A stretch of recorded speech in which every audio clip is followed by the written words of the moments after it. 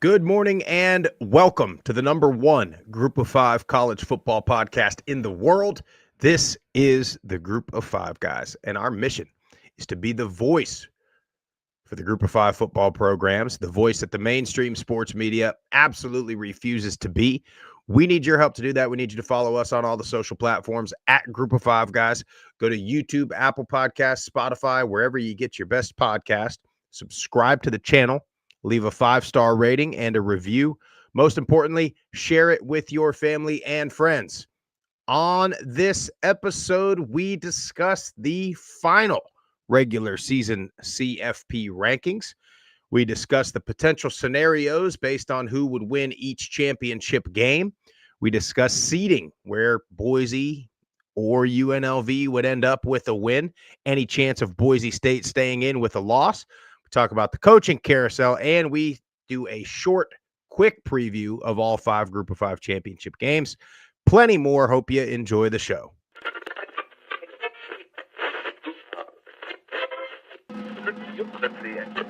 Have you had it from somebody born and raised in Lafayette, Louisiana, at a tailgate? Doubt it. I said Michael Pratt has got to show up and play, and boy did he. 394 yards, 4 touchdowns, 48 rushing yards on the ground, and another touchdown. Projected getting drafted between the first and third round, that's incredible. The wide receivers are absolutely stacked for the Group of 5. Yeah, I really appreciate you do for the Group of 5 programs, and I think it's great. I think we should get more of this, but you guys are on the forefront of this. And so I'm thankful for this. I'm glad that you're talking about the Group of 5 because I think they get overlooked. But it's a ton of fun to watch a guy go to the NFL from a Nevada or a Colorado State or a Middle Tennessee or an App State, and fans follow that kid.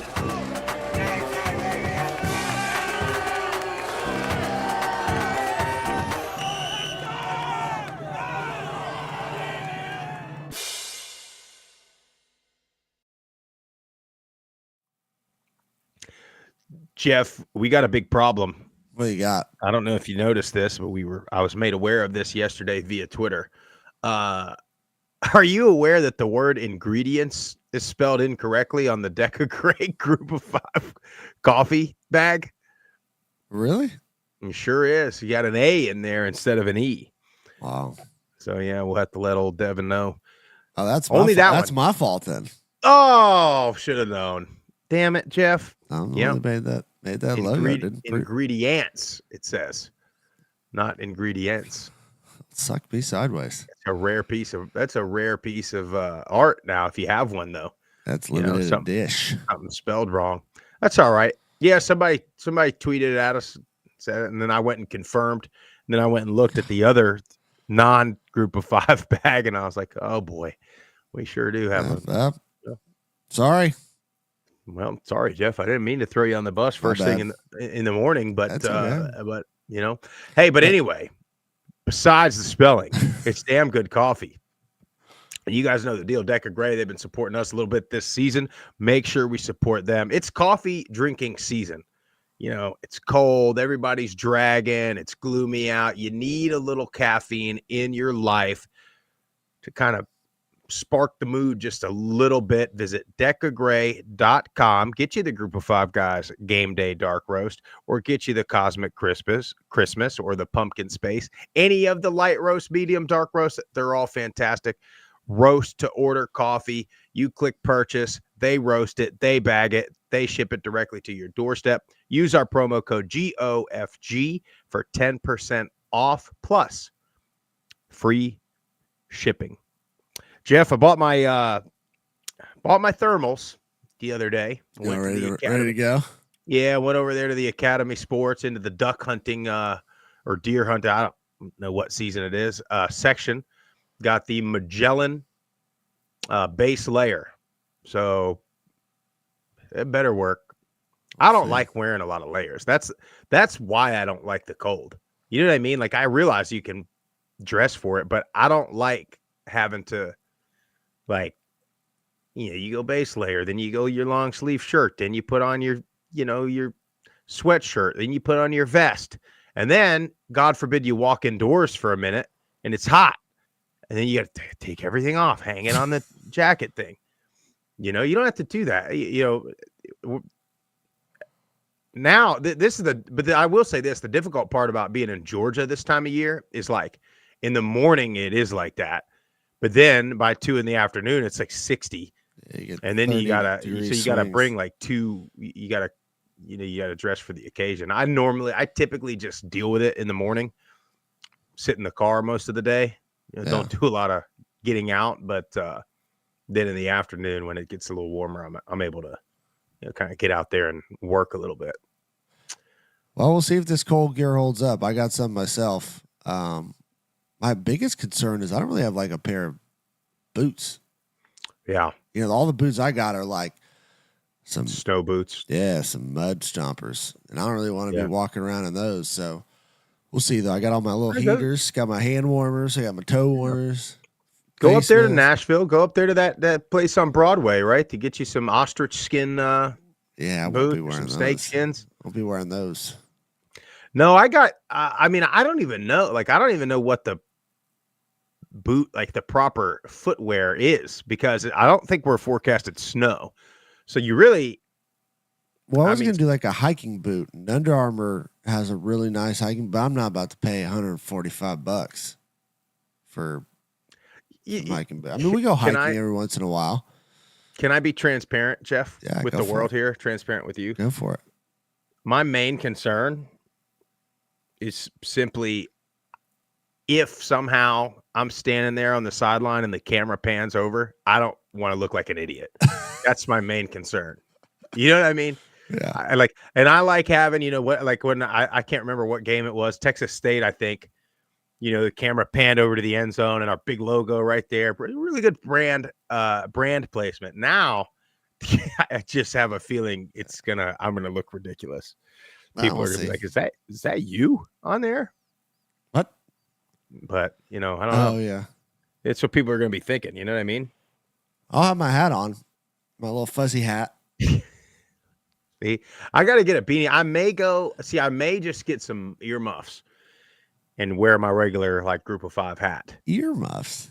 Yeah, that's the concern. The concern: ears, feet, and hands. If you could keep those warm, you're pretty. So I'm more worried about my face. Yeah, if it's windy. Now, are you going to go? They have the ski masks. I got one. I'm bringing it, but full face mask. I'm bringing it, but I don't know if I'll wear it. We'll see. Yeah, be interesting. It's going to be cold. It's going to be cold in Boise too. By the way, I was thinking about that. Some people were tweeting at us, so we can't I'm not going to sit there. I'm not going to be sitting there at West Point thinking, God, I wish it was warmer in Boise, Idaho. It's not going to be. The other thing I'm worried about, though, is being right there on the damn river. That might bring a little extra cool temp to the. I can't wait to check it out. Just all the history and West Point. And I've never been up that way. I've been in New York a couple of times, but just in the city. So getting up to West Point, checking out Army. You mentioned the other day their facilities look awesome. Their weight room looks great. So hopefully we can get dialed in and get a tour and be able to check everything out. Yeah. But we're excited, and we'll be doing a show one way or another, whether it be from our hotel or, we might, if the equipment is willing to cooperate, we may do a show right there from the banks of the mighty Hudson. Look like we're in the Revolutionary War or something, how we're going to look out there, Jeff. But we'll see what we can put together. So we're going to try to withhold our main conference championship previews until Friday morning, when we'll do that. But look, CFP came out last night.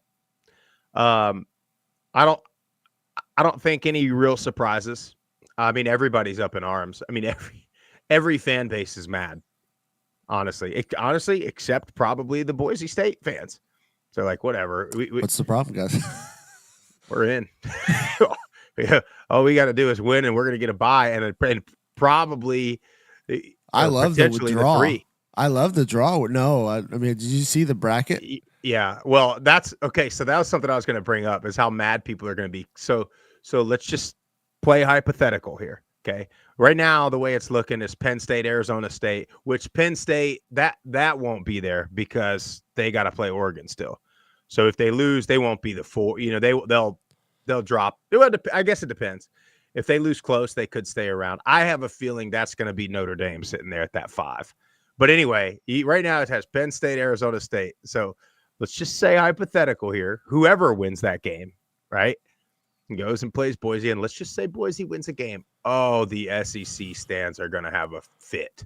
Oh, it's so unfair to us. We lost 3 times this year, and we had to go on the road and play a good team, and poor us. Oh, blah, blah, blah. And that's the only reason they made it that far is because they had an easy side of the bracket. And they're going to say that about whoever comes out of that.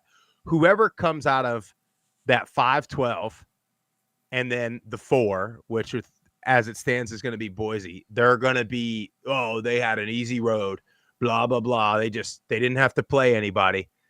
It's like, guys, you're going to have to beat somebody if you want to win the whole thing. Yeah. You're not going to get, and I want to remind everybody of what they've been saying since this summer or since this expansion happened was they might be able to win 1 game, but there's no way that they can win more than that or 4 games. Well, now, they don't have to beat 4 good teams. Buddy, we're at the playoffs now. Everybody's good. Yeah. I could see Notre Dame, Penn State's probably going to lose. Yeah, I think they will. So then I would imagine everyone would shift up, right? Yeah, it just depends on how far Penn State will drop. Penn State will probably at that point. Yeah, but I'm just talking about the 5 seed. If Boise ends up being the 4 seed, getting the bye, Notre Dame would make the 5 seed. Then you'd have Notre Dame playing Arizona State, which would be a pretty good game. And then the winner of that would play Boise, which I'm okay with either one of those. Yeah, me draws. Too. Me too. Favorable. Well, and really, look, I'm okay. This is a weird year, and I don't mean this as a knock to anybody. Like, everybody's got their flaws this year, and everybody, like, you could have made an argument. Those 12 teams, I mean, honestly, man, like, as they were sitting there talking about the 12, right? They were talking about Alabama, South Carolina, Ole Miss, Miami fitting in that, and I'm sitting there like, I mean, none of them really earned it. Any of them have looked good at times, right? I mean, you go back and you look at Alabama going up, whatever, 28-0 or 21-0 against Georgia, and you might be like, oh yeah, that might be the best team in the country.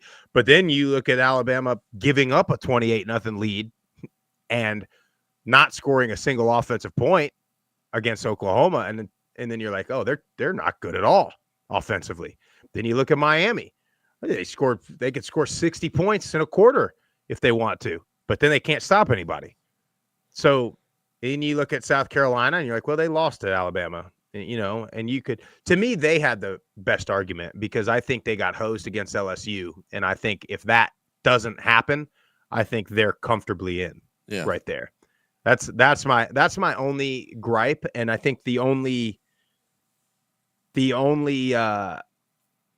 thing that could really change as far as who's in, I mean, seeding will change around based on the championship games, I think. But if Clemson beats SMU, it'll be real interesting to see what they do, how far they drop SMU, because I think it would be really difficult to justify pushing SMU all the way out to keep Bama in. But if Clemson wins that game and SMU doesn't drop, that'll push Bama out. And oh boy, could you imagine, Jeff? How? Because I mean, let's call it what it is. Nothing make me happier. Basically, you're putting 2 group of 5s in there, right? SMU, American team. I mean, they were just in the American a year. I mean, what you said on Monday was just hilarious, and I think it was the Texas Tech coach who had brought it up. Just about all the potential championship winners come from, Pac-12, American. Yep. It's guys, we've been saying it. You got a couple teams in the country, 1 or 2 teams in each conference. Everybody else can be beat by everybody else for the most part. Just play the game. Play the game and settle on the field. Stop these paper champions. Stop the committee from just picking their darlings. Like, play the game. Well, and that's that's what it is, Jeff. You know how we get political on you here. You know how the Trump campaign kept saying like too big to rig, like you've got to, well, you got to use that moniker with the CFP. Like you've got to make it so clear that they can't make the argument that Alabama with 3 losses is better. That's so like again, the people that are complaining, right? South Carolina, Miami, like don't blow a 3 touchdown lead last week. You know what I mean? Like that was it was in your control. It was. And then like, everybody, I know for us, like Tulane and Army, like Tulane, like I don't know, don't fumble it 3 times inside the red zone. Like you don't do that. And now we're having a really fun debate. If Tulane beats Memphis, we are having an awesome debate right now on Arizona State. Does Clemson win and get left out at that point? Yeah, if you have Tulane, but it's frustrating we don't get to have it. But again, if you do what Boise State has done, I mean, if you do what Oregon has done, there's no question. You can't argue it. I mean, I think, dude, if we were in the 4-team playoff, I think right now the argument would be you'd have Oregon, you'd probably have Texas, and Boise State would have a real strong argument to be in the 4. Absolutely, because everybody's got 3 losses or 2 losses. But I think what I found funny, Jeff, and I wanna make sure I get this correct because you said it there. The playoff, right? The committee. I tweeted this yesterday too, because everybody's like, "Oh, their criteria this, their criteria." They don't have. They have the teams that they want. It's like anything. You can take any stat and make it fit whatever narrative you want it to fit. So that's what they're doing with the teams that they want in there. And yeah, they'll use strength of schedule when it makes sense to use strength of schedule and when it benefits the team that they put in there, or they'll use head to head when it benefits. The head-to-head, like when the head-to-head puts the team that they want in there. They'll use strength of record. They'll use game control. They got all these terms and metrics that they use. Then when all else fails, they say, well, eye test. And to me, eye test, if they were really doing it on, like, if they were truly finding who they believe are the best 12 teams, it would be all eye test. Really. I mean, yeah, watch the film. Yeah, watch the tape, and like I give them credit, but now here's what they said is they said like they're not going to shift. A team that's not playing is not going to move. So they're where they're at now. So now the question mark is. And they also said losing. They're not going to penalize teams for losing the conference championship game. So if SMU loses, they can't drop them too far. I mean, at least that's what they've said. But then Clemson is in. Clemson will be in, and see if Clemson wins. That's where I think Boise jumps to the 3. Arizona State or Iowa State, whoever jumps to the 4, and Clemson will be the 12. Yeah, or wherever they are. Where were they at? Like 20, I think last night. I was trying to find an updated freaking list. I think somewhere around there. Here it is. 17. They might jump. They might jump the Big 12. Maybe. Because what's SMU's what? Like 9 or something, no? 8. I don't know, dude. Here's my thing with SMU, and here's where I feel like it's like a little flawed, and this is where the committee sets themselves up for failure. Is if SMU gets smoked by Clemson, then maybe they shouldn't. You know what I mean? Like maybe they shouldn't be in then, because I get it. You can't penalize somebody for playing in a championship game, but at the same time, you still don't really know, because both SMU and Miami avoided the good ACC teams. They both did. They both avoided Clemson in the regular season. They avoided each other in the regular season. So to me, it's like, okay, if you're Miami, like, well, honestly, you probably have 2 more losses if you play those 2.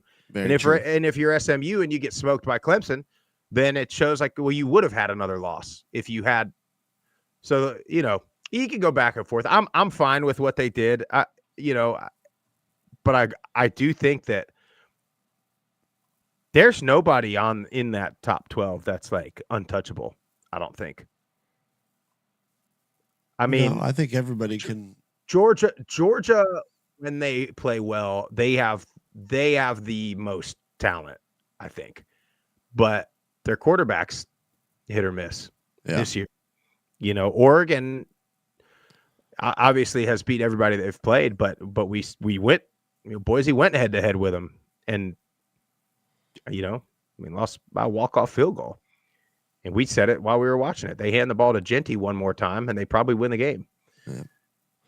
But all right, so if UNLV wins, then they're in. They'll get the 12 seed. See, that's the other thing. You don't punish conference championship games if you lose, but I bet you will if it's Boise State. They won't put 2 group of 5s, one non. Well, Boise's 10, ranked 10th, and I think that's why they have them ranked 10th. Right, to justify pushing them out if they lose. Yeah. Yeah, if that happens, UNLV goes to the 12. I think. And then they'll end up playing. They'll end up playing. I guess the 5 going on the road to Notre Dame probably. I think it's going to be Notre Dame. Yeah, it's going to be Notre Dame because even if Penn State beats Oregon, they'll drop. Notre Dame's what, 3 right now or 4? No, they're 4. 6. Notre Dame. You talking about? No, they're 6 in the seeding. Yeah, but in the poll, they're 4. So if Oregon loses to Penn State, I mean, I guess they could be the 3, and so it'd be Penn State, Oregon, or Notre Dame. I think it's pretty much a guarantee. Well, shit, I guess it could be Texas too if they lose to Georgia. Yeah, I think it's Notre Dame. Yeah, I think it's Notre Dame so too. Because Notre Dame can't be any higher than the 5. Correct. So, So you think no chance Boise stays with the loss? What if they go freaking blow for blow? 35, not 34. Putting 2 in. They're not putting 2 in. They're not putting 2 Mountain West teams in. Yeah. Unfortunately. Any chance you think of Boise getting jumped with a win by the Big 12 or Clemson? Or Clemson? No. Move up 5, 6 spots? I don't think so. Yeah. Yeah, because Clemson they got smoked by Georgia. They lost to South Carolina. Well, Clemson's 17. They'd have to move up 8 spots. Yeah, they wouldn't get in. And then Arizona State, Iowa State are not. So Boise with a win is getting a bye. They might get to 3. Handle your business. Handle your business. Win, and you are in with a great spot. A really good spot. And when is the Heisman ceremony? Well, voting has already opened, which is BS in my opinion. Yeah, you see that. So Colorado is sending out like a absolutely ridiculous, like a ad, and it's like people have made it's like a gift, a big box. Yeah, but what's comical about it is they have both Travis Hunter and Shedeur Sanders in it.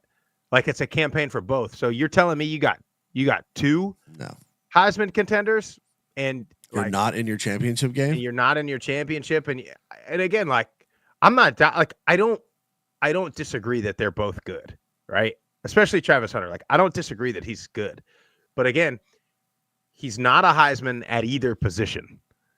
So the thing that is pushing him in this conversation is that he's playing both ways. And the other thing that is having him in this conversation is all of the hype around Colorado. And this just shows what branding and marketing will do. You talk about the committee. You got 9-3 Alabama in the playoff. You got 9-3 Duke, not even sniffing it. 9-3 Alabama in the playoff, 9-3 Syracuse, not even sniffing it.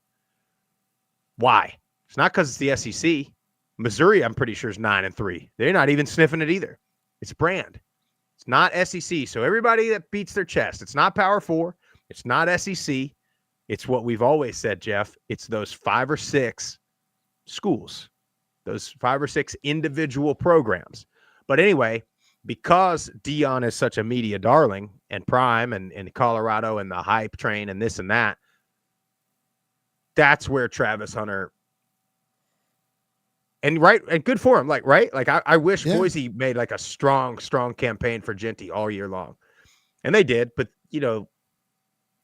I don't know. I feel like if you got to do that, if you got to send out a box, exactly right. Well, you're just if you take, to me, I don't even know what the Heisman is anymore. It's basically a quarterback award. So it's funny that the 2 top guys aren't quarterbacks. So it's like, all right, so what are you going to default to now? To me, it's the best college football player. If you take number 1, without Ashton Genty, Boise is probably not in the Mountain West Championship game. They're definitely not in the college football playoff conversation.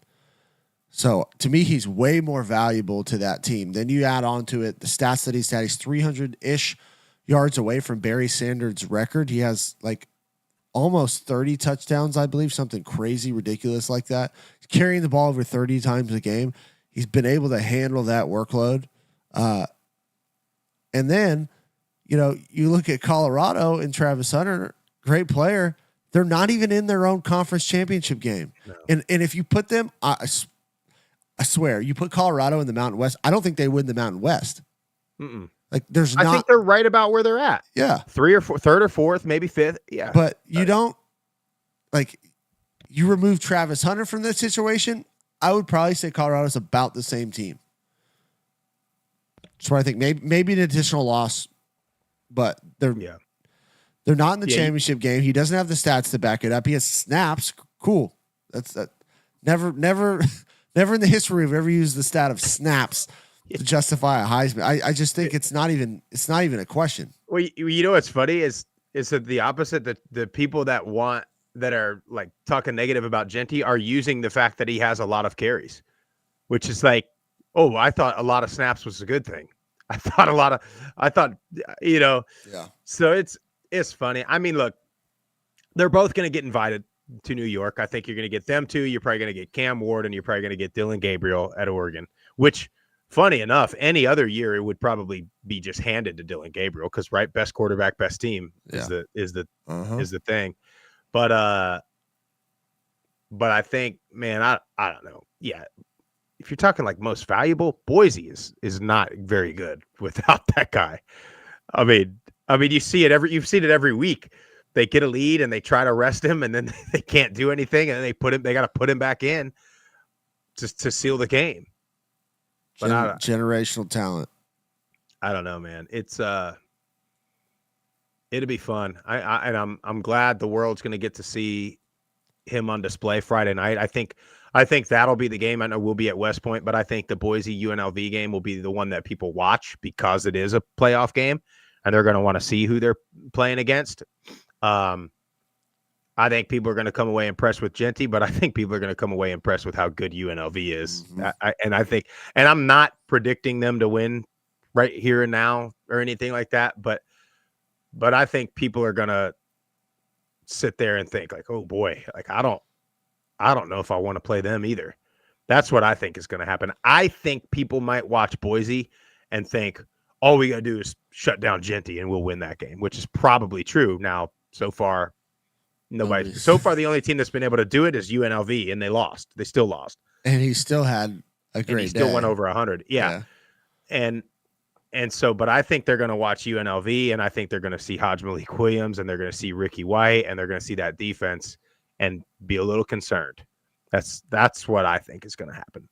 Regardless of who wins, I think there's concern there. But well, anyway, we got to talk about these coaches. And look, I want to say something too, because we never really get on here and talk too much about firing coaches or anything like that. And look, that's because, number one, the coach that we played for, we always knew there was stuff behind the scenes that he couldn't control that was affecting the outcomes, right, of the season. And fans wanted him gone. Some fans. And now he's gone, and they just fielded the worst team they've had in 2 decades. But I'm not blaming the new coach either, by the way. I just want to say that. I want to make that clear. Not yet. But so, and the other part of that is, man, is like, since we've been doing this show, like, any access, right, that we've been able to get has been due to some coach or another plugging us in with another coach or another AD or another somebody. So, like, I think when you look at these guys as people, right, with families, and then you got to look to, yeah, sure, they're all going to say, everybody's going to say, yo, their buyouts are so much, they're doing just, sure they are. Their wide receiver coach ain't making life-changing money. He doesn't have a buyout like that. So there's so many people being affected. The graduate assistants, they don't have a buyout. They're sitting there. Stuff. The equipment guys, the marketing people, the interns, all of these people are affected with the head coach. And so I think I always want to be careful. And then we don't ever know what's happening behind the scenes that is going to not put these coaches in the best situation they can be in. But I say all that to say, look, like, I know a lot of App fans wanted Clark gone. Clark, dude, we've met him a couple times. Couldn't be a better guy. Could not be a better guy. And could not have wanted App to be dominant as much, like, probably wanted it more than anybody else, you know, and that probably hurt him a little bit. And Coach Mack at FIU, look, a couple interactions we've had with him, he's been great to us. So I don't ever want to sit there and you know, come after people. Now, we'll get on here and talk about questionable play calling or questionable decisions, but we don't typically get up here and talk about firing coaches. But with all that said, there is news. Sean Clark is out at App State, which, Jeff, is that the best job, the best open Group of 5 job, you think, App? I mean, I think so right now.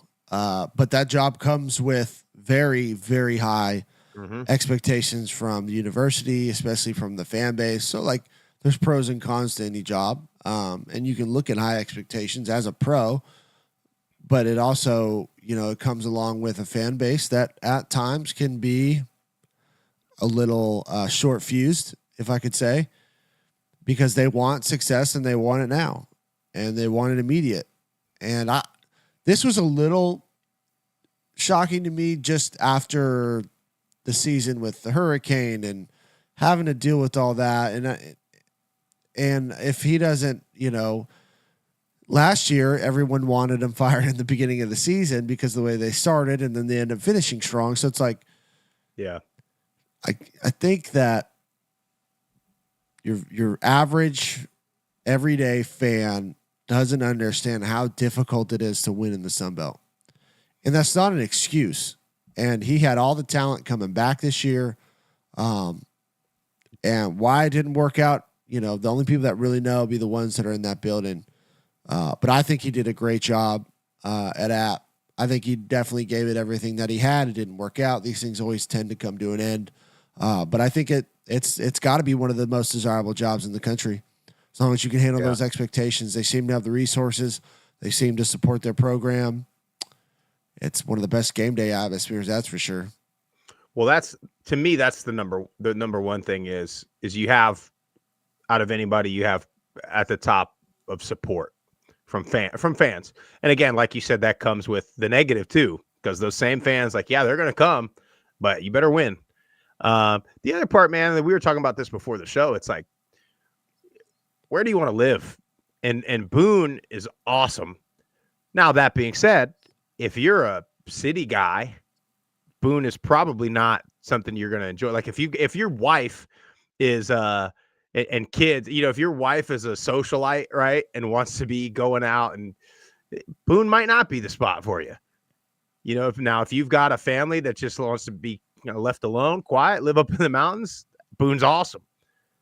But, you know, on the other side of the coin, Charlotte's in your same state, which Charlotte seems like people are turning them down. So that's interesting. Yeah. Then you got the news that UAB is going to keep Dilfer around another year. That was a little surprising to me. I think they, that buyout's tough. But again, you don't know what was going on behind the scenes, right? So like Dilfer has a reputation of kind of having a little temper and having some like outbreaks, I guess you could call it. But I don't know. Maybe there's something happening that caused them to not do well this year. It's a tough spot. UAB's, yeah, you're in Birmingham and you got to be able to recruit Birmingham, but you are like in direct center of the biggest brands in college football. I mean, you're what, an hour from Tuscaloosa, you're 2 hours from Auburn, you're 2 hours from Athens, you're 2 hours from Knoxville. So like you're in a tough spot, but there's also enough high school talent in that area that you ought to be able to keep kids or bring kids back home in the portal. Yeah. Well, Clark did it, and he, I think people kind of go back to him and was like, well, if he was able to do it, anybody should. Well, I think we've seen how good of a coach he is, and just because you plug in a guy that, he didn't have a lot of coaching experience outside of the high school in Nashville. There's a learning curve, and I think that's what the AD alluded to. But I think it's going to be next year's the one he's got to make a jump. Going to make a jump after, at the start of next season. I could see him going somewhere in the middle of the year. Yeah, and they might. And look, towards the end of the year, they won a few games. They started putting up a bunch of points, which is what we expected out of them. A bunch of points either way from a quarterback. But I'm going to tell you this, Jeff. It's going to be under the radar in the national media. But Zach Kitley to FAU is a great monster hire. If I know we talk negative about the portal. If you are a quarterback or a wide receiver and you are in the portal, buddy, you better look at Florida Atlantic, because I'll never forget it to this day, Jeff, when Tyler Tipton got up here and talked about some unknown FCS quarterback and FCS offensive coordinator transferring to Western Kentucky. The next thing you know, Bailey Zappi's setting national records there. And Kitley's continued to do that. That's a big time hire, man. That's and like I think you tweeted it, Jeff, that it's a hire for the right reasons, right? It's not a name that the whole world is like, oh yes, we got him. We got the guy. It's not Ray Lewis or Ed Reed like some of the people down there have wanted. But it's a guy that has had really good success, especially on the offensive side of the ball. And what do we always talk about? We always talk about down there. I don't know why they're not good. They got so many guys. They got so many athletes. Well, put it this way. I know they had Zappy and Malachi Corley, but I think you could find 3 or 4 big-time receivers just locally. Yeah, no doubt. And it won't just be Zappy and Malachi Corley. It'll be like 3 guys. And they're spreading it all over. You get 3,000-yard receivers. You're throwing it all over the place. It's going to be – and for what it's worth, that's an exciting brand that people want to watch too, right? People wanted to go watch when Lane Kiffin was down there, throwing it all over the place, scoring a bunch of points. So it's a tough place to do a lot of things, but what you do have in South Florida is the athletes, and what you do have is people that want to be entertained. So you might get some fans. You start putting up a bunch of points. It might be, FAU Stadium might be rocking a little bit. I mean, you already mentioned it. They have the potential to have probably the best skill guys they've ever had just being in Florida. And then if you get a quarterback that can run that offense, I mean, Zappy at Western Kentucky broke records in college football for throwing the ball. There's no reason why they like I said, they should be able to field better athletes to supplement, the quarterback in that offense. So I'm excited for him. Would love to get him on the show at some point. Seems like he's just a great offensive mind. He's worked with Patrick Mahomes, who's arguably one of the best quarterbacks, in the NFL ever. So, the guy's got the pedigree. He's young. He's got energy. I can't wait to watch it. I'd love to see FAU kind of just rise and be a staying force in the American. It'd be awesome. I agree. Yeah. And there's a couple other ones open. Rumors right now got Chadwell to UCF, which is interesting. Huff to Southern Miss is like That's as strong as I've ever seen it thing, in the rumor mill. Isn't that way? It's the weirdest thing that, I mean, it's like, I said it on Matt Miguez's show yesterday. It's like, it seems like Marshall doesn't really want him. It seems like he don't really want to be there, but they're winning, so they can't. They're like weird. They're like stuck. It's like, what do you want? So you hire a coach, he comes in, he starts winning, but you don't like him. So we gotta. Rich Rod is being linked to West Virginia. That's a retread, though. No, I mean, although I don't like that. And Satterfield is being linked to App. I don't like that. I don't like bringing back a guy that's been there, especially a guy that's been there and has left. Yeah, you know, I don't know. I feel like that's not something that's going to work out. But maybe. But yeah, I don't know. A lot of jobs open. A lot of to me it seems interesting. Wide open. Portal is. I'm not even trying to look at it. I mean, it's out of stupid, control. dude. It's so stupid. We need to see if anybody's a statistician. I'd love to see the stats on one-time transfers versus multiple transfers, right? Like when a guy transfers once, what are the odds that he stays there or transfers again? Because I bet you it's transfers again is the more probable thing. But yeah, I mean, it's like they're all in the portal. You got guys that are going to be in the playoff that are in the portal, and that's the thing I'm worried about. That was another one. What's that? Keeler to Temple. Yeah. Keeler to Temple. Man, Temple's a tough spot, and he's winning at Sam Houston. So I don't, some of it I don't get, but you got to wonder again. You got to look at, if you've got a decent job, right, but your family wants to live somewhere else or whatever, then you're probably going to do it. I mean, I'd imagine the payout is quite a bit of an improvement from Sam Houston to Temple. To me, that seems probably like, a money thing and probably, Keeler's older. Maybe I don't know.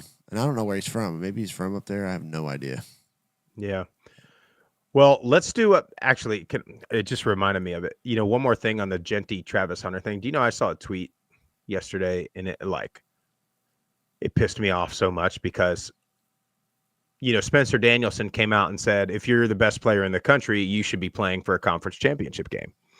And then somebody replied to it and was like, if you're the best player in the country, you should be playing in a power conference. So Mao responded to it, but I'm not going to get anything back because I'm like, do you really think that the power conferences didn't try their ass off to get Genty to go play there? Do you not think Genty's playing at anywhere he wants right now? Yeah. Are you that dumb? And then I got to thinking, I didn't say this, but I got to thinking about it. I was like, oh, well, remember when Travis Hunter played in the FCS? You remember that? And when you really going to compare as a program Boise State to Colorado? Travis Hunter ain't playing at Notre Dame or Bama or Ohio State. You know what I mean? Right. He's playing at Colorado, I don't know. And they're playing in the Big 12, in a watered down Big 12, since they're good teams left. They're top teams left. So it's like, what a stupid argument. Very unintelligent. I mean, and I know Prime is campaigning. You think Prime wouldn't have given Genty a Maybach if he wanted to go to Colorado and play running back and, God forbid, block for his son? I don't know. That's the other thing Genty does. He does everything well. Pass block, catches it out of the backfield. I don't know. Anyway, so let's real quick, because we're going to preview these games a little bit more in depth on Friday. Hopefully, weather permitting, river permitting, West Point permitting, all of it. But I just want to do one thing to watch in each one of these conferences, Jeff. So we'll start with the American, the one we're going to. What are you looking for? I want to see this Tulane defense. How are they going to respond, honestly, after getting pretty much ran through a week ago against Memphis? Now, I know Army's a different team. They don't quite have the same type of athletes that Memphis does on the outside. Completely different style of offense. But how does this defense respond after getting getting ran through, getting torched a week ago. Can they step up? Can they help contain this triple option Bryson Daly led offense? They seem to do it with Navy, but I think Army's a better team than Navy, so we'll see. But that's my thing to watch. Watch the Tulane defense.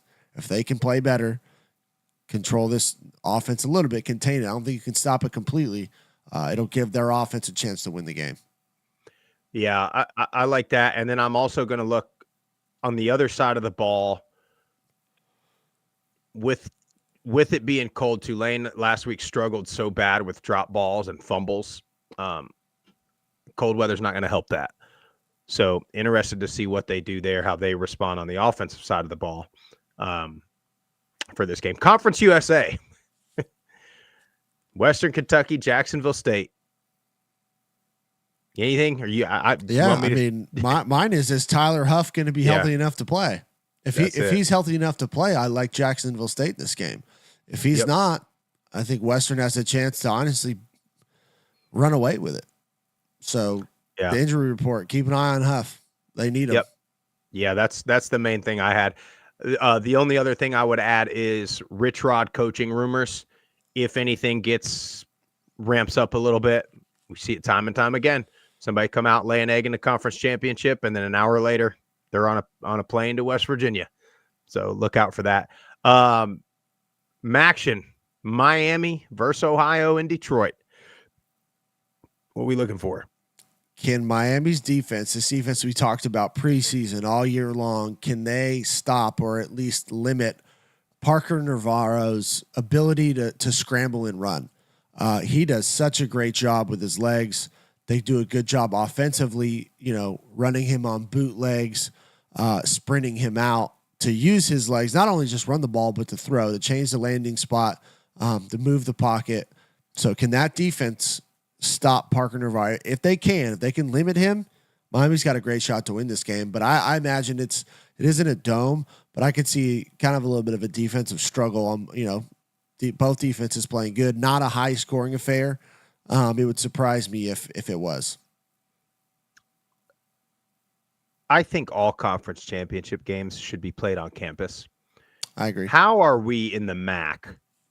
They play all the Tuesday night freezing cold games. How are we going to go to the championship and put them in a 74-degree dome in Detroit, Michigan? That game's got to be outside. You got to. You can still play it you can play it neutral. Play it somewhere. It's got to be outside, in my opinion. But I agree with you on that one. Miami's defense has tightened up quite a bit second half of the season, and their offense has looked better too.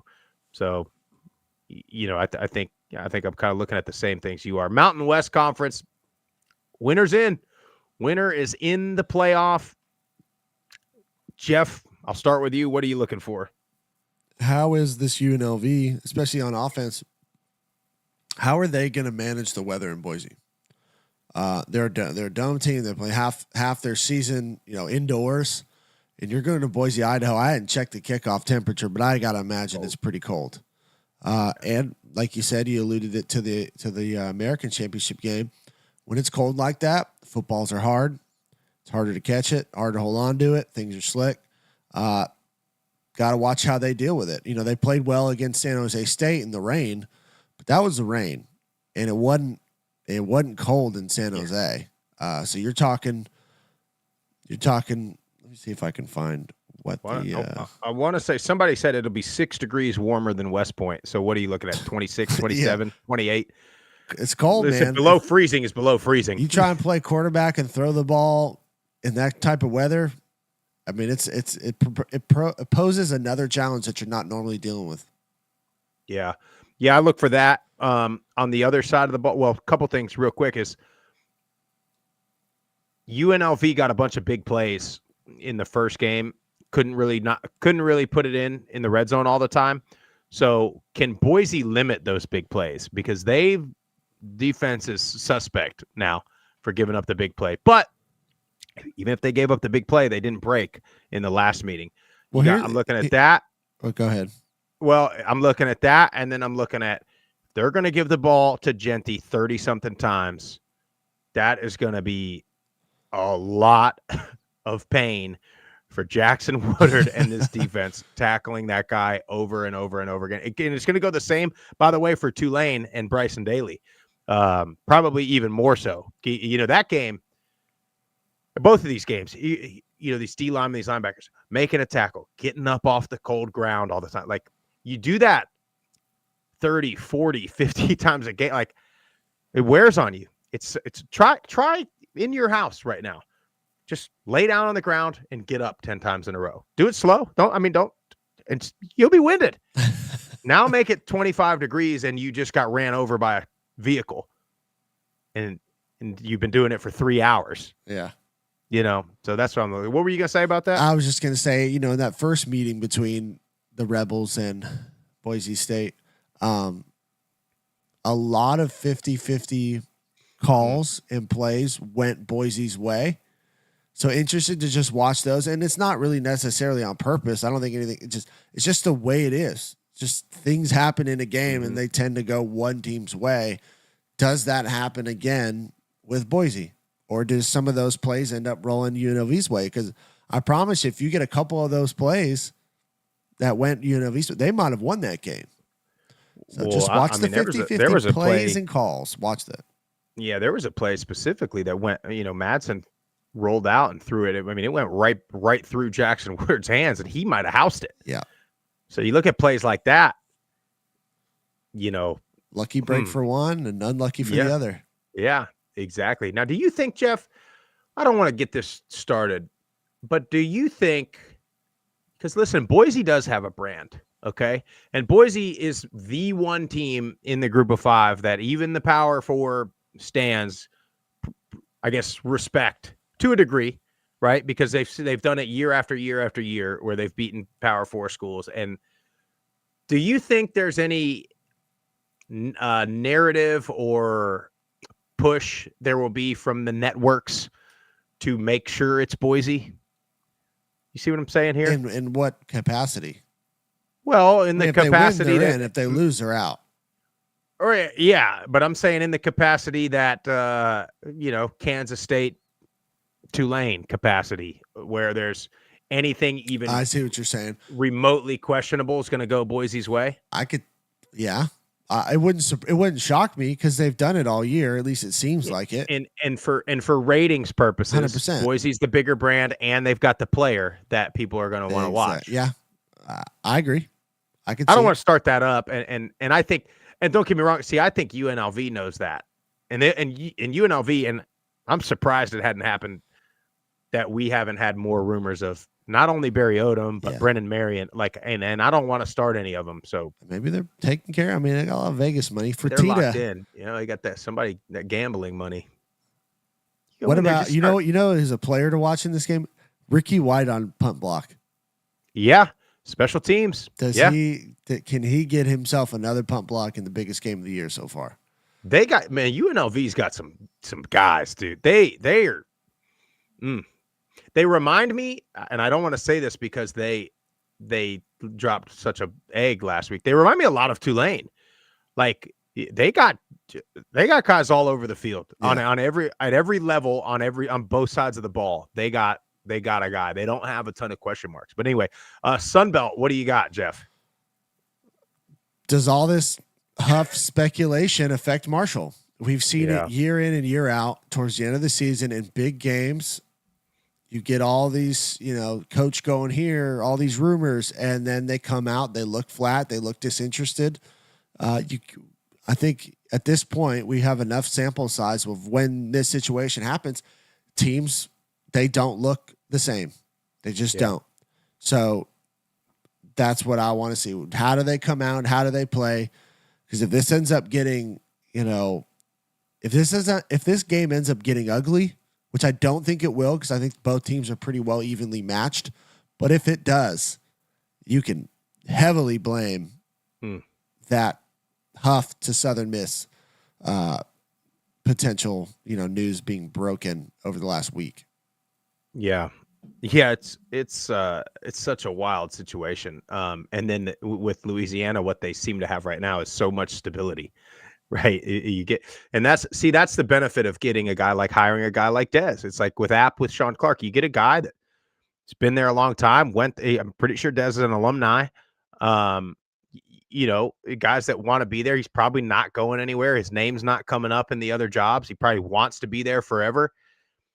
He got a great culture, and that's what you have there. Here's what I'm looking for, Jeff. Both Marshall and Louisiana have done a great job protecting the ball. They're both top 20 in turnover margin. Marshall defensively is in the top 25 in sacks, thanks to Mike Green, one of the best pass rushers in the country. Louisiana on the offensive side of the ball, top 25 in sacks given up. So that's your matchup right there to me.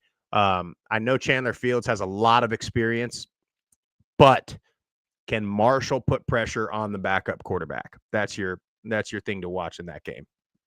But anyway, we'll talk more about those games on Friday, hopefully from the frozen tundra of West Point, New York. We got a bunch of voicemails to get to. You guys keep calling that hotline. I want to hear your predictions. Maybe we can get some voicemails for Friday's show. I don't know if we'll be able to do that or not if we're remote, but give us your predictions. And then on Saturday night, give us your call with your takes. See where we're at. Where do you think we're going to be seated in this playoff? It's 615-900-4286. Jeff, let's see what we got. Yeah, and before we start playing the voicemails, I know some guys in the chat said the audio was cutting in and out at one point. Just close that window and reopen it back up. It should fix it. I'm not sure what glitched out or what happened, but it seemed to work for a couple people. So apologize about that. But yeah, let's get to these voicemails. This is probably the most we've had on a Wednesday. So good job, guys. I love it. I like it. Hey, fellas, FC Fanatic here. Yes. Ain't much been talked about this season, but calling on Monday, a lot of news broke out on the Twitter. Future might be looking bright for old Appalachian now. I know that Nick Saban's been itching to get back in college football, so maybe we can give him a call. Wanted to call, say, since you can't talk about no bowl games this year, y'all going up to West Point. My daddy coached at West Point growing up, when I was growing up. So I learned a little bit of Yankee Sprouse. It's Poughkeepsie. Poughkeepsie. They all consider it upstate from all of the Yankees in New York City. But I want to make sure you didn't laugh your little tail off up there. Enjoy beautiful West Point. Enjoy Armors football. Go to Southgate Tavern and Tony's Pizzeria right there on the Thayer Gate. Great place to get a beer. I remember watching Bobby Abreu break the home run record at the Derby. I think I had my first beer, 15, 16 years old. Great spot. All right, boys. God bless Appalachian football. God bless Group of 5. Love it, Fanatic.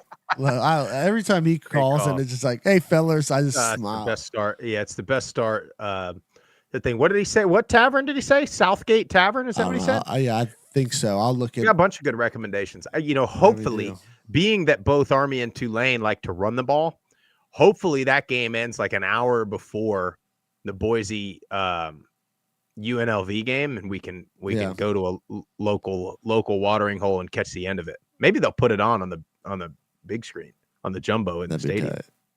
That'd be sick. Appreciate it, Fanatic. Let's keep it rolling. Group of 5 guys, this is Ben. What's going on? My Wyoming Cowboys pulled out a nice win to end the season against Washington State in Pullman. But that's not really why I called. I called just looking at the standings. Washington State and Oregon State both thought they were too good to be Mountain West teams. Neither one of them would be in the championship game this week. Both of them suffered loss. Washington State had 4 losses, and I believe Oregon State had 5. Maybe it was just 4 losses at the hands of Mountain West teams. These two guys were too good for the conference, tore the conference apart. Neither one of them is going to be in the championship game.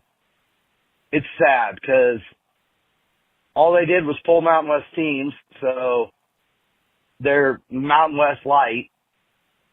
I don't think they're going to get the TV deal that they think they're going to get. And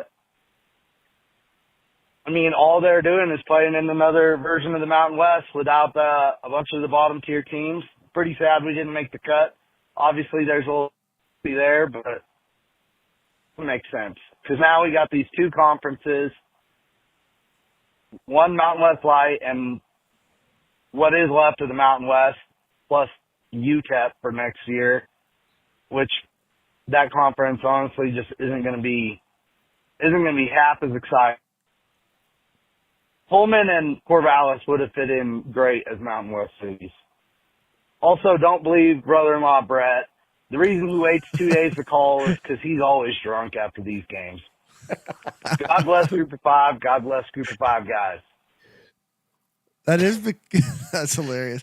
That is becoming the sign-off. It is. For all of yeah, our voice I need to get it into my memorization for the sign-off. No, I agree, Ben. I mean, there's no reason for them to split the Mountain West up. Come on over, Washington State, Oregon State. I'm still holding out hope that they're going to come to some sort of agreement to come up. I don't even care, honestly, like if you want to change the name, just as long as the teams stay together. Yeah, man, could you imagine, like, you think about the recent alignment, not even going back more than a couple of years, but you think about the American, how good it is still with Tulane and now adding Army, how much better it would be if UCF, Cincinnati, Houston, if they stayed, if BYU, you go back and look at the old Mountain West with freaking TCU, Utah, BYU, like guys, like you had it there. Yep. You could have gotten the TV deal there. The Big 12 now is like the American and Mountain West from 10 years ago merged. So I don't know, like they keep chasing this thing and you're going to keep on chasing it. And we see with this playoff committee, you see what they think of you.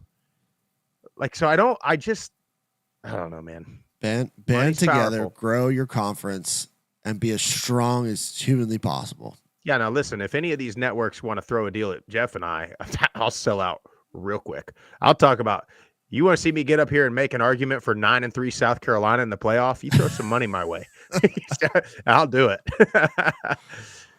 Yeah. Anyway, what else we got, Jeff? Let's keep it rolling. Let's go to the brother-in-law. Let's see what he's got to say. Really? Group of Five guys. Brett from Fort Collins here, checking in. Colorado State Rams beat the Utah State Aggies this weekend. Good win. Finished 8-4. Very, very happy with that. That was overall a good season. See what bowl we get to finally participate in. First one in 7 years. So pretty exciting stuff we did. I was just listening to the show on the way home from work today, and we had two of our top receivers hit the portal. Jamari Person, Caleb Goody. It's pretty frustrating, to be honest. It's the day after the season. Guys are hitting the portal already, and it seems like there needs to be some kind of check and balance, a date, kind of like a free agency date, that these guys can't just hit the road, you give up on your teammates, quit. I know it's not like you're playing in the CFP playoff, but, man, it's pretty frustrating. Kind of leaves a bad taste in your mouth. So hopefully we can get this all figured out. I guess when Rouse is the NCAA commissioner, we'll get this thing rubber stamped and ready to go. So, Hey, just wanted to check in. Enjoy the show. God bless Group of Five guys. Proud to be. Appreciate it, Brett. Yeah. The portal sucks. You know what's funny, and this the perfect example of what we always say, Jeff, is you got these guys. Let's look at a wide receiver, right? You look at Kyron Lacey, right? Is at Louisiana, and CJ Daniels is at Liberty, and they're both fantastic. Well, they both think the grass is greener at LSU, so they both go there. Well, now what? Now there's multiple guys, Yeah. And again, we say it all the time. We're not saying that CJ Daniels is good at Liberty. He's not good at LSU. No, he's still good. There's just a couple more of them that fell for the same bait. And now he's in the portal again. So great year. 42 catches, 480 yards, 0 touchdowns. I mean, yeah, because he's fighting for the ball, and now he's in the portal again. So like, hope he got his bag. I'm sure he did. I don't know, man. Like I know there needs to be something to allow transfers. I get that, and the transfer portal and NIL has helped, I think, close the gap ultimately with talent and the SEC and Big Ten not being able to stack their rosters 2-3 deep as much. But there's got to be some type of rules, regulations in place where we're not just getting this freaking so often. I think the one free transfer makes sense. You can have another one, for an emergency situation, something special, coach gets fired, something, yeah, you graduate. You graduate. Other than that, if you want to play right away, you got to go down or you sit out. I think you go back to part of the old style. You know when I think the change will come? When the NFL realizes that its product is getting worse. When they like, we talk about the Tom Brady thing, what he said about, offenses are getting dumbed down. Nobody's learning a system. Nobody's learning a program. He had another great take, by the way, too. Did he? I saw him and Eli Manning going at it on Twitter. That was pretty funny. Well, he was just talking about after Trevor Lawrence getting knocked out of the game on Sunday against the Texans. He goes, if you're really worried about quarterbacks, why are you running them so much? Like, why are you putting quarterback designed runs? If you want to protect them, call plays that keeps them in the pocket and be able to teach your quarterbacks how to play within the pocket. Yeah. But again, it just goes down to dumbing the position. Like, I know you want to take advantage of their athletic ability. You can do that. I mean, but you're just putting these guys out for these situations to happen.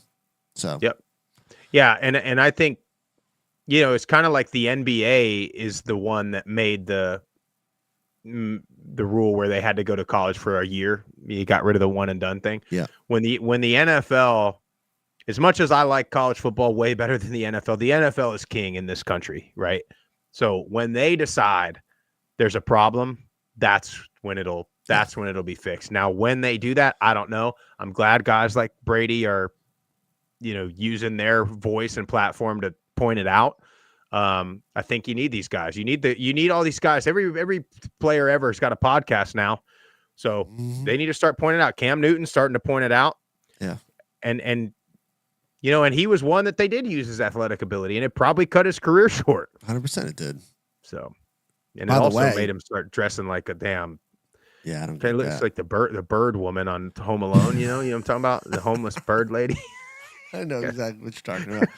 By the way, talking about podcasts, I don't know if you saw this, but John Gruden is looking for assistants to move to Tampa or that live in the Tampa area to help him with social media, content creation. Could go work at the FFCA. I could even do a couple voiceovers for him, Jeff. No doubt. I tell you, buddy, I'll go to Tampa. Tampa's cool I spot. Literally now. looked at Scar. I was like, "Honey, you want to move to Tampa?" She's like, "What are you talking?" We go down there. Hey, we'll get season tickets to the South Florida Bulls. I love that. I'm with you. All right, let's get to a new caller here. Yeah, this is Joe calling from Boise. I like your podcast. You guys are right on the money. Thanks for bringing attention to the group of 5 teams. It's a needed service. I'm going to buy some of your coffee.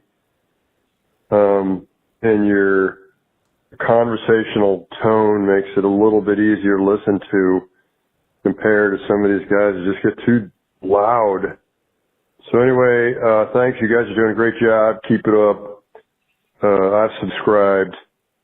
And go Rebels. Appreciate it, Joe. Whoa, did he just say he did. From Boise, go Rebels at the end? He did. Whoa. Maybe he's a UNLV fan. Just happens to live in territory. Boise. No, thanks for that. Yeah, thanks for that call, Joe. And thanks for your support. We're trying to be the different media outlet. Hopefully, Jeff and I don't start Hopefully, if we get so big someday that I'm up here sounding like Skip Bayless and he's sounding like Stephen A. and we're just screaming at each other, we'll take a Group of Five podcast and turn it into the LeBron James and Dallas Cowboys podcast by the time we're done with it, when ESPN gets involved. So I do love me some Stephen A. He cracks me up. Appreciate that. I wonder if Joe's going to the game. I mean, he's got to be if he's in Boise, I'd imagine. Yeah, I mean, maybe. I don't know. I mean, it's a hot ticket.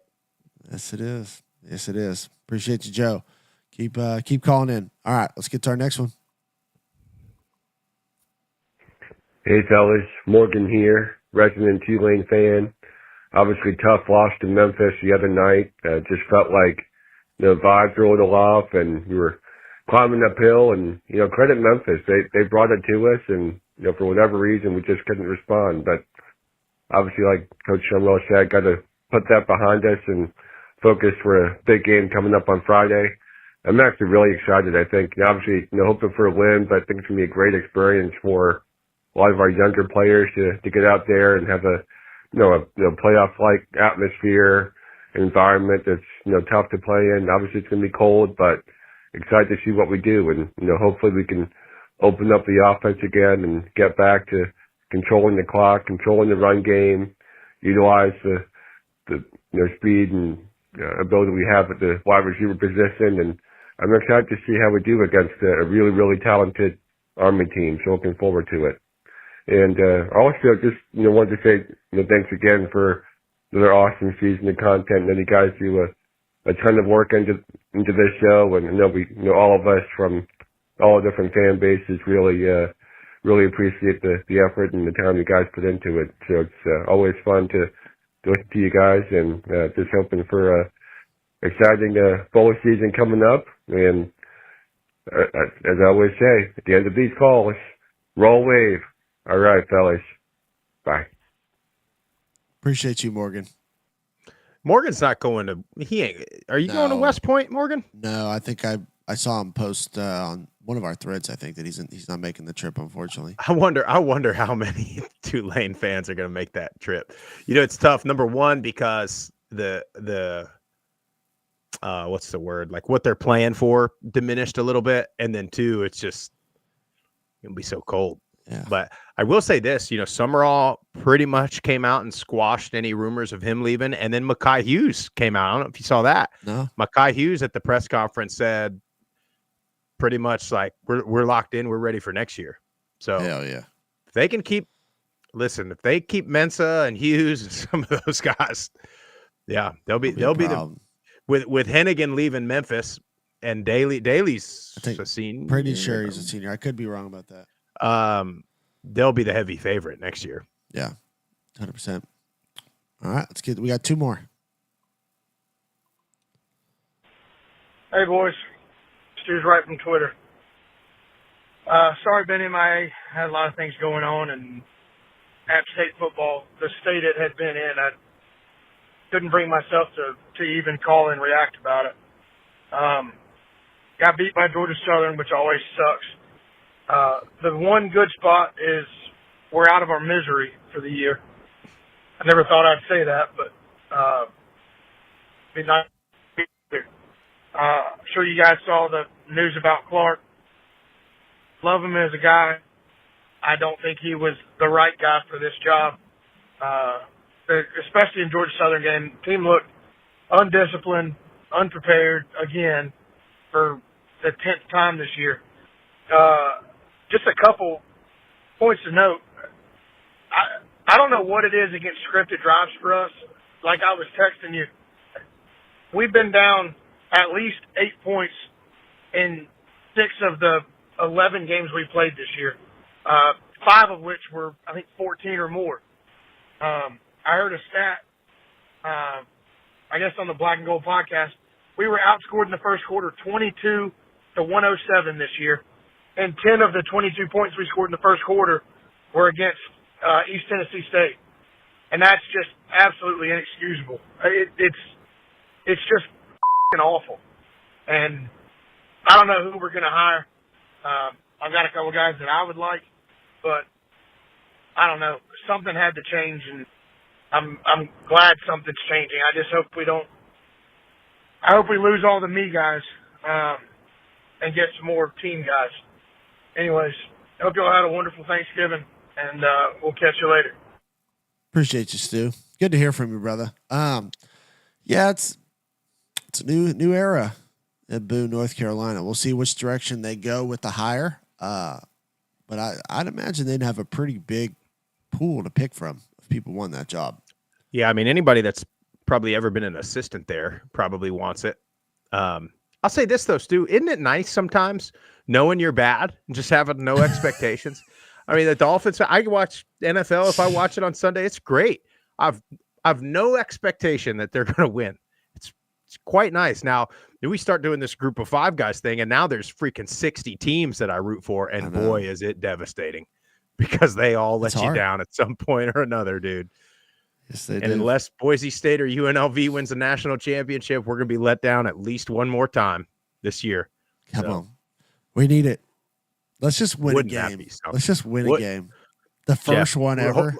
Let's wait until it's finalized who's in, and let's make some type of a wager what we'll do if they win. Like if they win a game, if they get to the natty, if they win the natty, like something crazy, like tattoo a Boise logo on my ass, something like that. If Boise tattoo a big portrait of Ashton Genty on my we'll do something. Like, it's 20 years, my kids can be like, the hell is that tattoo of?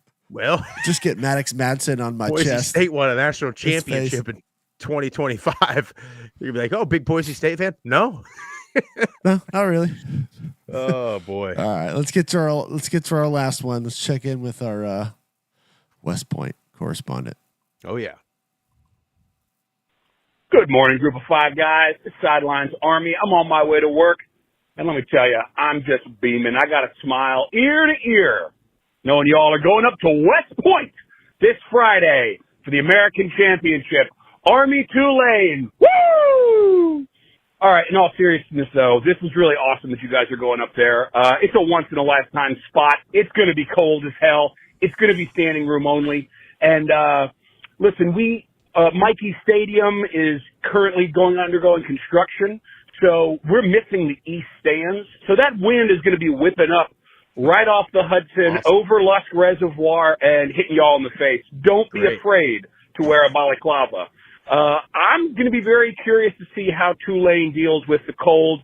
At this level, it's probably not going to make a huge difference. These are all big boys fighting down in the trenches. So it probably won't mean a thing, but it just makes me feel good as a Black Knight fan to know we're going to have that little advantage. I will say, I think this is going to be a fantastic game. I don't think Tulane gets enough respect for their ground game and their ball control.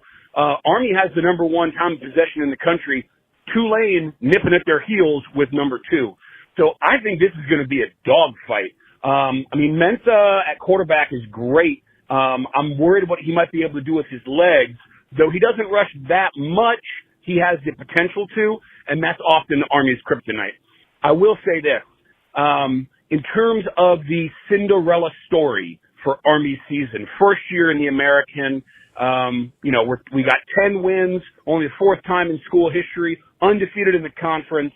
We're in the championship game in our first year. We win this game on Friday. That's 9 wins in conference. And for the 6 years that we were in Conference USA, from 98 to 04, we only had a total of 9 wins. So this is really coming full circle here for the Black Knights. One last thing in terms of that Cinderella season. There are very few teams that Jeff Monken, in his 10 years at Army, has multiple losses to. One of those teams is Tulane, and it's time to right the ship. And another one of those teams is Troy. Why does that matter? Because 2 of those losses to Troy came under Tulane's current head coach, Sumrall. So, getting this win, it checks all sorts of boxes for Monken, for Army, for history. This is going to be a great game, fellas. Travel safe, and go Army! What a great call. I'd like to see Monken and Summerall have a little post-game handshake issue. You know what I mean? Get a little... It'd be exciting, dude. You know what the coolest part is? You know there's going to be like, see, at Air Force, we had a flyover every game, like a good flyover too. So like at West Point, I imagine we're going to see some like Blackhawks or Apaches or something fly over. Be pretty cool. It's gonna be a pretty good. It's gonna be a spectacle. I'm tank fired up. rolling across the field. Maybe, possibly some kind of special forces, Green Berets coming up through the Hudson River, popping their heads up. Like, that'd be tight. Bringing the game ball in. It's gonna be cold. It's gonna be so cold. I knew it with that damn river. I knew it. And what did he say? You got to wear a baklava? I thought that was like a Greek food. It is. It's a dessert. I don't know what he was talking about. What did he call that thing? Is anybody still on the chat? I don't know.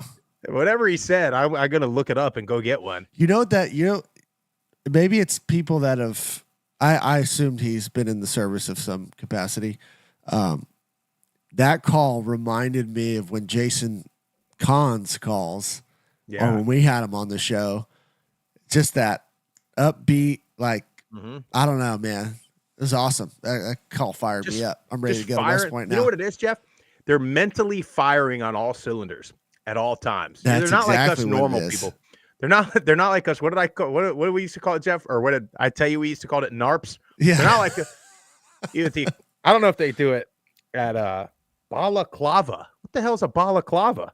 No idea. Face mask? Some type of a mask. Yeah. For those they're still in, we used to at Air Force, we used to call them regulars, or we would call them NARPs, which non-athletic regular people, which was like the cadets that just went to school there and didn't do sports and stuff. There's a bit of a disconnect between athletics and cadets at these places. Probably even worse than it is at normal schools. But anyway, they're firing on all cylinders mentally, unlike us non-military regular people. You know what I mean? We got to have coffee. We got to have energy drinks. We got to be awake for 2 hours before. I mean, I got bags under my eyes every morning. I'm noticing I'm going to have to start getting some kind of a skincare routine. Maybe we could get one. Maybe we could get a partnership, skincare routine. Hold on. Didn't Jamie Chadwell said his wife's got a skincare he did. company or something like that? We'll have to look that up. Get the bags under the eyes. So there you go. Basically covers the head and neck more snuggly than a hoodie. Really. All about getting nice and cozy. Well, we fly out But tomorrow. again, I don't want to look like an idiot if the camera pans to me or something. I'm standing there. But anyway, that's all we got voicemail-wise, Jeff. Hey, look. Thank you guys for watching. Thank you for listening. Make sure you go smash the like button. Smash the subscribe button. Tell your family and friends all about us. Go over to Twitter, Facebook, Instagram. Hit the follow button at Group of Five Guys. Download the Varsity app for free. Listen to the show on there.